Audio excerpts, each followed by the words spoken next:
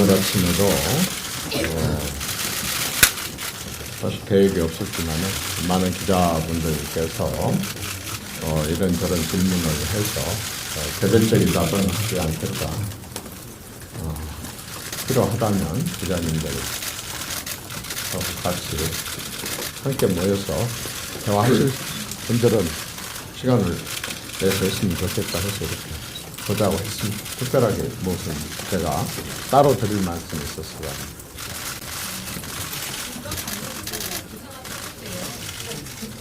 대표님 방금 사퇴하신다는 기사가 떴는데 사실이 아닌가요? 그 기자님이 왜 그런 거짓말을 하고 그래요? 제가 사퇴에 대해서는 12월 21일 날이라고 분명히 못을 받았고 그리고 지금 그 입장에는 변함이 없습니다.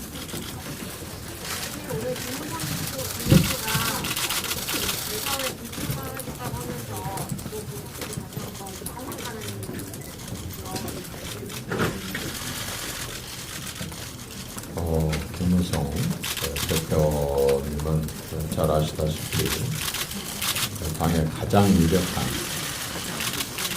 대선 주자 되셨고, 물론 본인이 여러 가지를 감안해서 불출마 선언을 했겠지만 평생 가져왔었던 꿈을 포기하는 선언을 한 것에 대해서 그분과 오늘 인연을 맺어온 제 입장에서는 억장이 무너집니다. 이유야를 막론하고 당 대표로서도 책임이 없지 않기 때문에 마음이 많이 무겁습니다. 아주 오랫동안 그분을 지켜본 제 입장에서 봤을 때는 정치를 오래 하셨지만 그분은 참 정치적으로 맑은 영혼을 가지고 계신 분이시고, 잘 알다시피 대통령이라고 하는 것은 본인이 하고 싶다고 해서 하는 것이 아니라, 본인이 하기 싫다고 해서 하지 않는 것이 아니라 하늘이 낸다고 하지를 않습니다.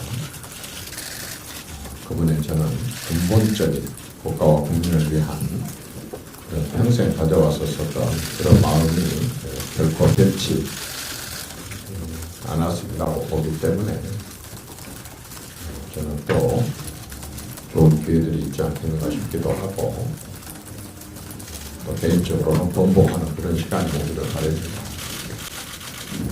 오늘 본인이 개헌 얘기를 하셨었지만은 우리 한국 정치에 향후 정치 일정에 대해서는 아무도 장담할 수 없고, 만약 경우에 분권형 대통령제가 된다고 한다면 그분은 대선 출마를 이번에 포기를 한다 손 치더라도, 불출마 선언을 했다 손 치더라도, 만일의 경우에 본인이 오늘 기자회견에서 얘기하셨듯이 만약에 개헌이 되고 그 개헌이 분권형 대통령제가 된다고 한다면 또 못지않은 국가를 위해서 큰 일을 할 수 있는 그런 기회들이 더 있지 않겠는가 싶습니다.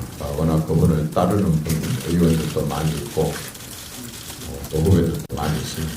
저는 개인적으로 김무성 대표와는 사무처 선배이시고 대통령직위 인수위원회 선배이시고 청와대 선배이시고 국회의원 선배이시고 당대표 선배이시고, 제가 정치를 하는 동안 내내 항상 저보다 2발, 5발 앞서간 대선배이셨기 때문에 어쨌든 그분의 오늘 비록 여러 가지 사정으로 이번 대선에 불출마 선언을 하셨었지만은 하늘의 뜻에 따라서 좋은 그런 일들이 앞으로도 많이 남아있을 것이라고 믿습니다. 김무성 전 대표가 그러면서 탄핵 추진 이제 앞장서겠다고 호명 운동으로 시작한다고 했는데요. 어떻게 보십니까? 본인의 정치적인 행보나 소신이나 또 정치 일정에 대해서는 제가 따로 말씀을 드릴 그런 계제가 아닌 것 같습니다. 오늘 그 민정수석이랑 법무부 장관이 둘 다 사퇴를 했는데 당에서 혹시 그거 관련해 청와대하고 좀 의견 교환을 하셨나요? 제가 청와대는 그 청와대 그 초반에 청와대와 정부의 대대적인 인적 쇄신에 대한 건의 이 사안이 막 발생됐을 때 우리 최고위원회에서 얘기가 거론됐을 때 그 부분에 대해서 그때는 제가 아주 강력하게 그런 의견을 전달을 한 적이 있지만 그 이후에 대해서는 저는 인사에 대해서는 아직 제 의견을 말할 기회나 또 그런 생각을 아직 가져본 그런 계기가 없었습니다.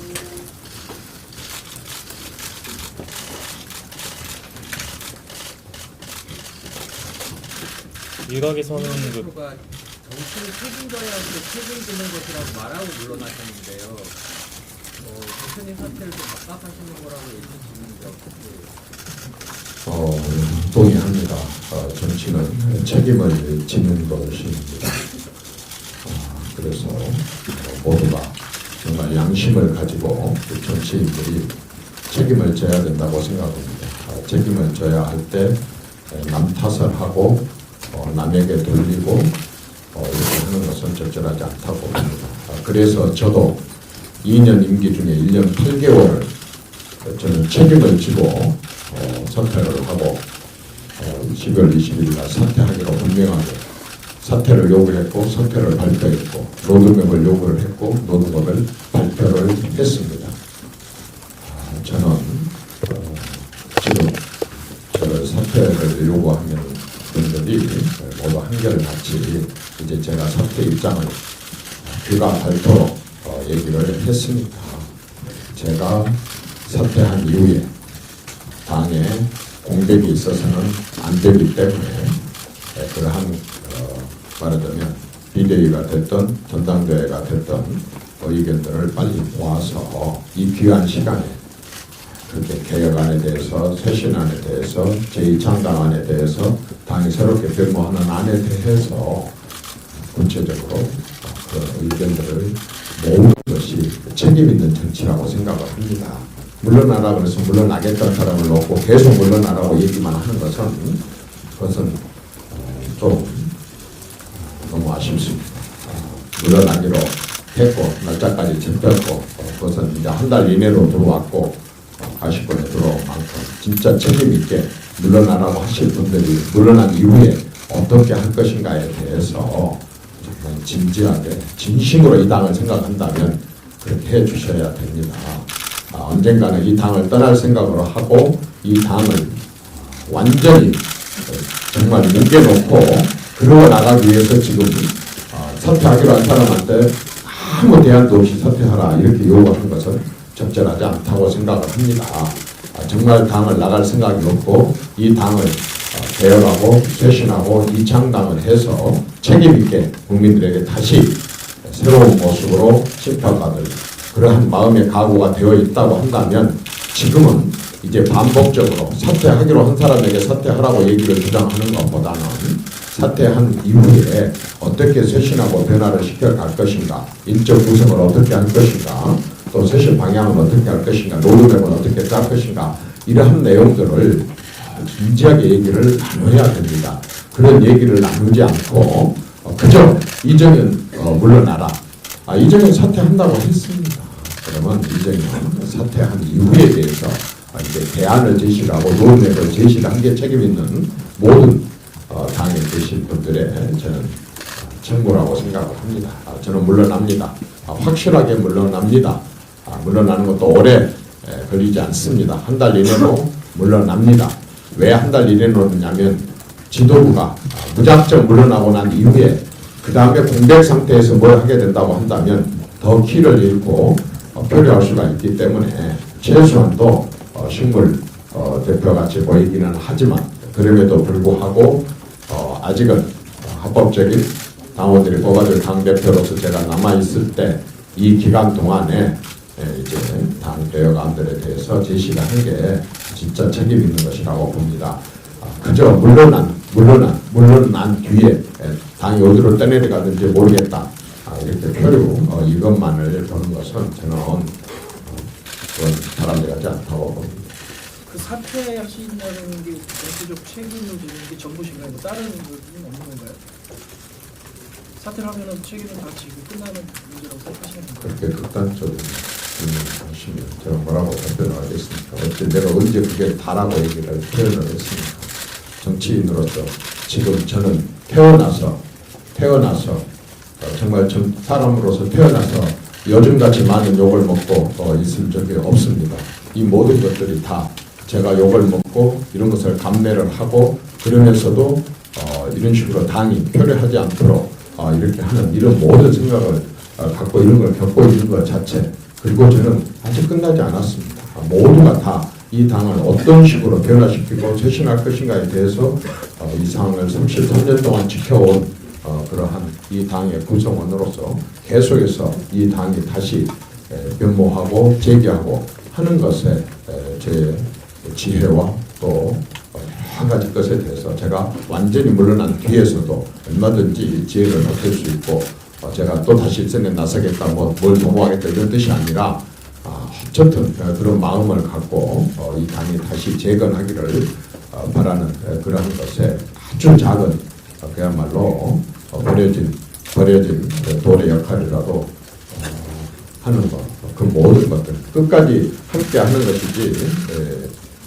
그래서 이 당이 다시 재건하게 하는데 어쨌든 제가 할 수 있는 그러한 마음을 다 하는 거 그런 부분이고 또 다른 부분이 있고 주문이 있다고 한다면 또 그런 부분들에 대해서 생각해 볼 수 있고 무한 책임 뭐 하나 했다 그래서 끝나는 그런 식으로 되는 것이 아니고 이 당에서 적어도 이 당의 이름으로 국회의원에 당선됐고 이 당에서 지금까지 있어 왔다고 한다 그런다면 저는 무한 책임, 모두가 다 무한 책임을 느껴야 된다고 생각합니다.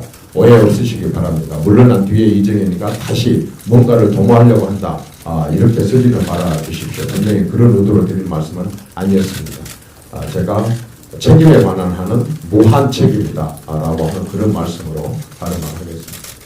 어제 오후에 민주당 박성계 의원이 4.13 통선에서 최순실씨가 개입했다는 운명의 3명을 거론했는데 그래서 어제 오후에 또 뭐 본인들이 해명하고 난리 났거든요. 어떻게 보시나요? 누구예요? 3명이? 찌라시가 들어왔어요. 아니 이게 3명이 누구냐고요? 의원님이 그렇게 예, 의원님 이름입니다. 비례대표. 제가요? 아니요.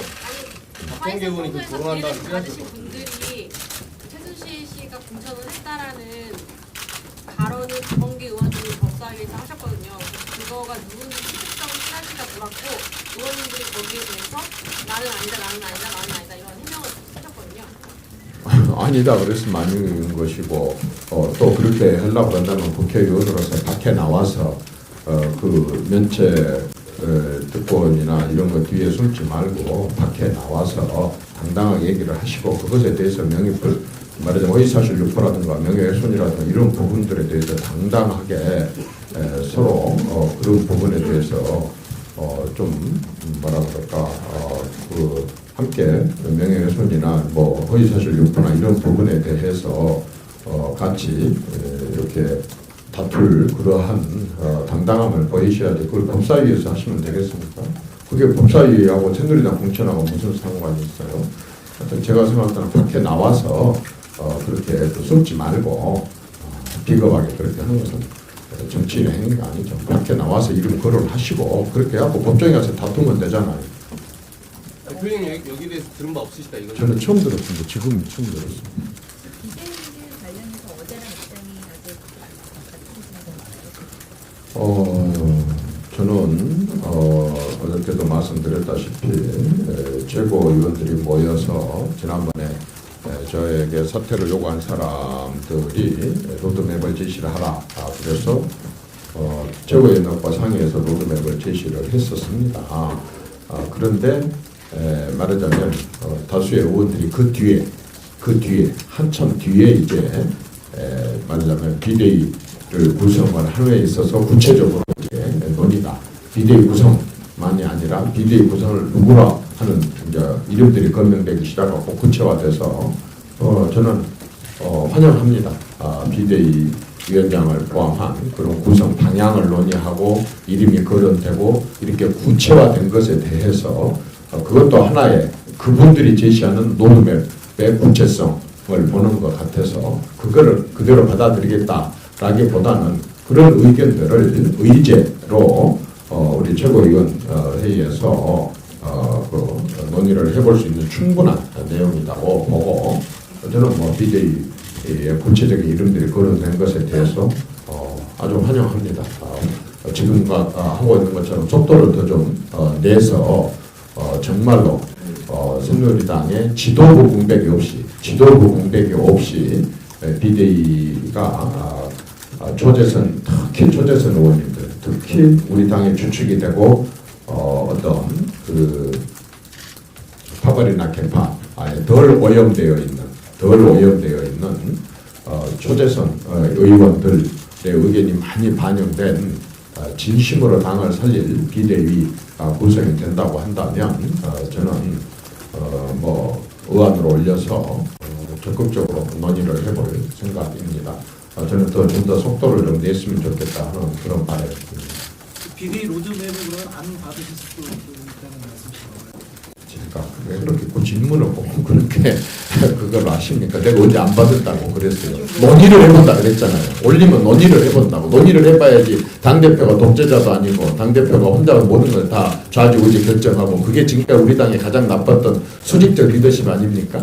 의견들을 묻지 않고 의견들을 존중하지 않고 이미 없는 상태에서 말하자면 전당대회를 결정을 했는데 지금 많은 다수의 의원들이 그것보다 더 좋은 안이 있다 하고 나온다고 한다면 그것도 의원으로 다뤄서 예를 들어서 미리 결정한 내용 자체보다도 더 훌륭하고 모두가 다 원한 거라고 한다면 그보다 더한 것들도 다 번복을 하는데 얼마든지 번복할 수 있고 또 비대위 안들이 좋은 그러한 당을 쇄신하고 혁신하고 하는 그러한 방향에 그게 훨씬 더 효율적이다.